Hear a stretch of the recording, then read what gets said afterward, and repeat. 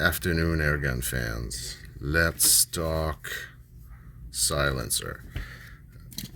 I've seen few attempts at making airgun silencers without any baffling, that is, either because we just want to try, see if it works, if it does anything, or because we're not allowed to have any bafflings, like us here in Canada.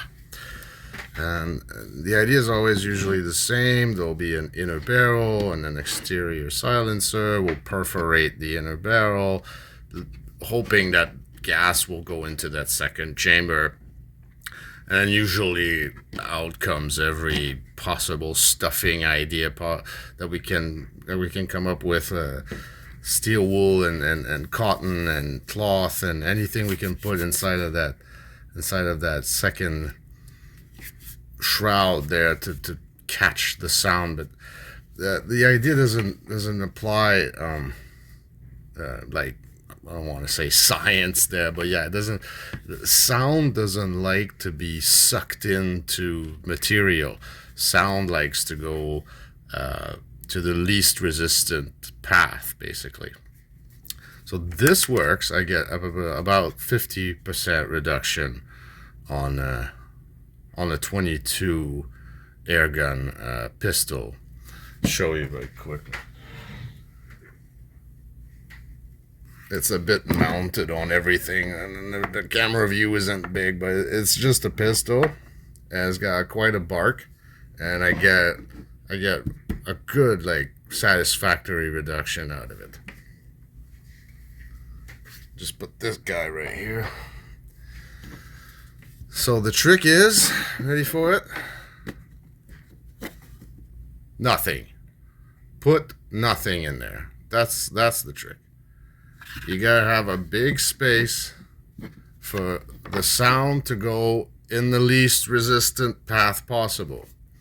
And then you give it some resistance by giving a small opening. This was the original opening, and this is the small opening that I left. So the sound stretches in there, stretches its legs, bounces off up and down, waves are canceling each other out, and at the end, well, it just bounces back. It doesn't want to funnel itself all the way through this little hole. And it works, actually works on a 22 airgun. So I tried it without the inside, like this. And I got even better results. I had even more noise reduction. The bigger the empty space, the bigger the echo chamber, the more reduction you're gonna get. It's the tiny opening that does it. So if you're shooting whatever, this could handle pretty big size of whatever caliber you want. As long as it can make it through the end just about, it'll sort of plug that hole as it's coming out and leave the sound in behind it. And there is no baffling. Even when I put my... I keep the core in, A, because it's sufficient and it works enough. And B, well, I would have to come up with some sort of other fix to solve the side problem. Because when I don't have the core in it, it wobbles a bit. It's not perfect. It still shoots through. If I want it to be hyper quiet, it still works. I put ammo through it and it worked. I don't really like this wobble, so I keep the inside. Keep the core. This is all just glue and tape right now. I keep tape on the end of it here so it doesn't blow out. When I'm really satisfied with it, I'll probably make a clean finish of everything. There you go. It's an airsoft part. It came with the little muzzle brake like this to tack right on. But it's 14 millimeter airsoft counterclock, so you gotta adjust it to air guns with 1/2 adapters.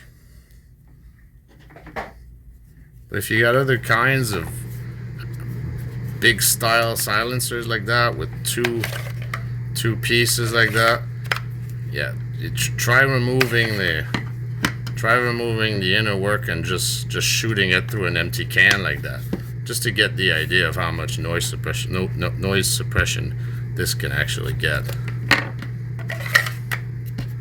Alright, have fun. See you next time.